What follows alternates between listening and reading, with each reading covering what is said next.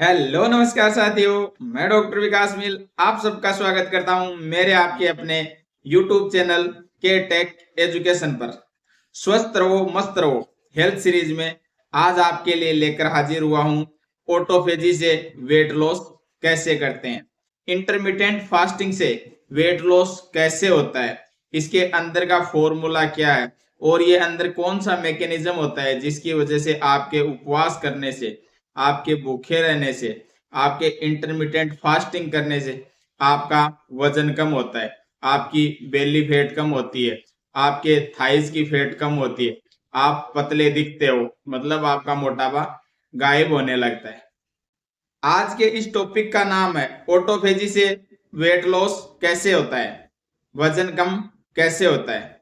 तो चलिए शुरू करते हैं आज के इस एक नए टॉपिक को, एक नए अध्याय को।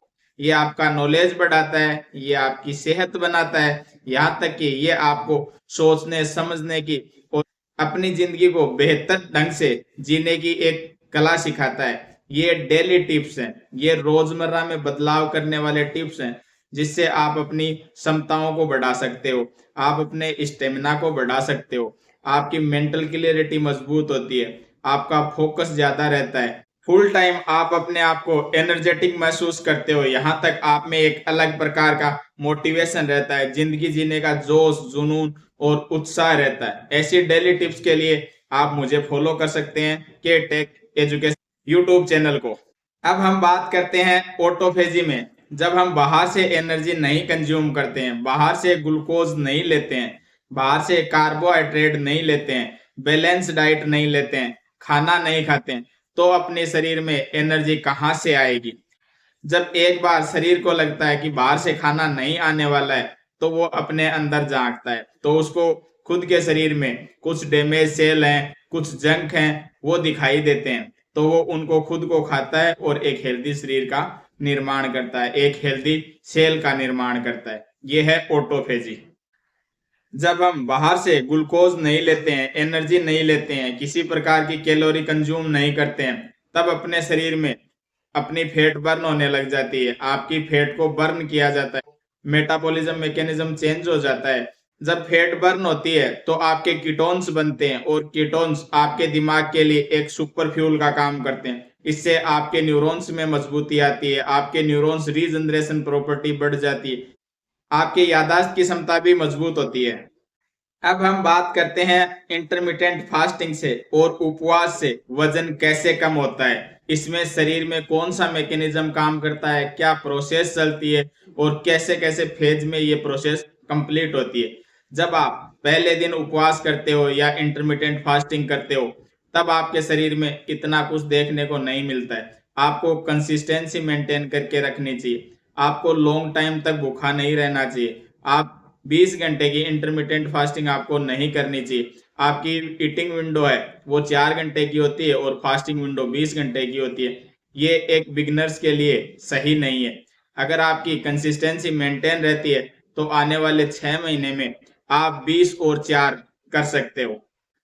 उपवास के पहले दिन जब आप किसी भी प्रकार का कार्बोहाइड्रेट, एनर्जी और ग्लूकोज बाहर से कंज्यूम नहीं करते हो तब आपका शरीर आपकी फैट को बर्न करना शुरू करता है, यहाँ तक कि आपके जो ग्लाइकोजन है वो टूटने शुरू हो जाते हैं।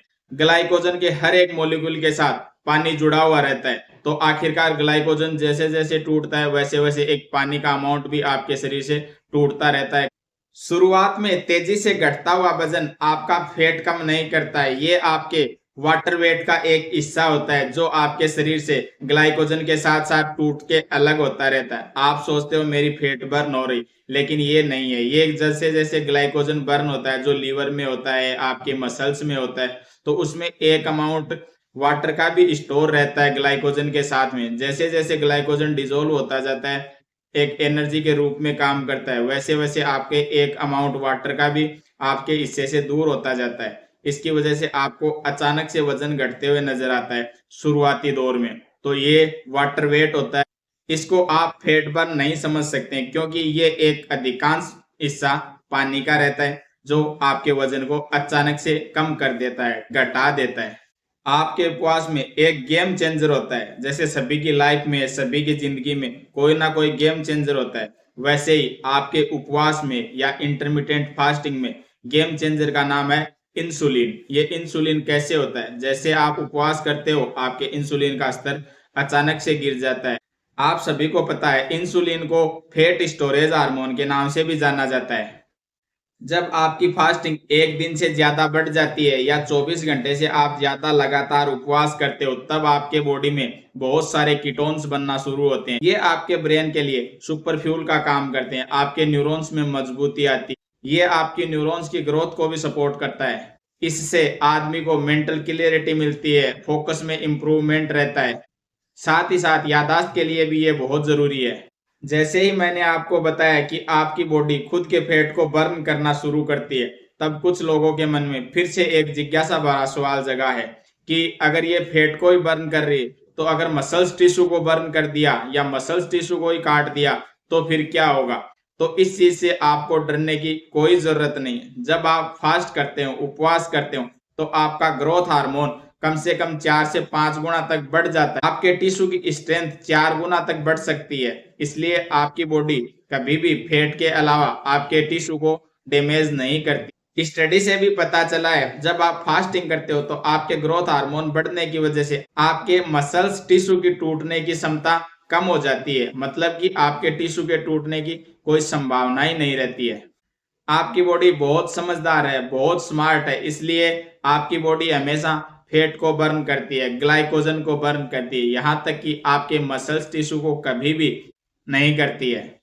आपने अपने आसपास काफी लोगों को देखा है जो लंबे समय से उपवास करते रहते हैं। एक टाइम के बाद उनको भूख लगना बंद हो जाता है, उनको खाने की इच्छा नहीं रहती, या जब वो उपवास खत्म करते हैं तो उसके नेक्स्ट डे इतना खाना नहीं खा सकते हैं जितना उनका मन होता है, क्योंकि उनकी बॉडी अपनी बॉडी के अंदर से ही अपनी एनर्जी की पूर्ति करती है। कभी कभी देखने में आया है कि लंबे समय तक उपवास करने वाले लोगों में लंबे समय तक जीवित रहने वाले जीन्स भी एक्टिव हो जाते हैं। इसलिए आपको फास्टिंग हमेशा करनी चाहिए। इंटरमिटेंट फास्टिंग को ज्यादा से ज्यादा ध्यान देना चाहिए। आपको ये मेडिकल सुपरविजन में करनी चाहिए। आपको अपने डॉक्टर की सलाह से करनी चाहिए। अगर आप मेडिकली कॉम्प्रोमाइज पेशेंट हैं, आप प्रेग्नेंट वुमन है, या आपको कोई ईटिंग डिसऑर्डर है, या फिर आप डायबिटिक पेशेंट है, आपको हमेशा इन सारी चीजों के लिए सबसे पहले अपने डॉक्टर से परामर्श लेना अति आवश्यक है। अगर आपको मेरे द्वारा दी हुई ये इंटरमिटेंट फास्टिंग, वेट लॉस और ऑटोफेजी से जुड़ी हुई ये जानकारी पसंद आई है तो लाइक, कमेंट, शेयर और सब्सक्राइब जरूर करें। साथ ही बेल आइकन दबाना ना भूलें, जिससे आने वाले भविष्य में वीडियो के नोटिफिकेशन आप तक सबसे पहले पहुंचे। तब तक के लिए स्वस्थ रहें, मस्त रहें, स्टे हेल्दी, स्टे स्मार्ट। मिलते हैं कल एक नए वीडियो में। तब तक के लिए धन्यवाद।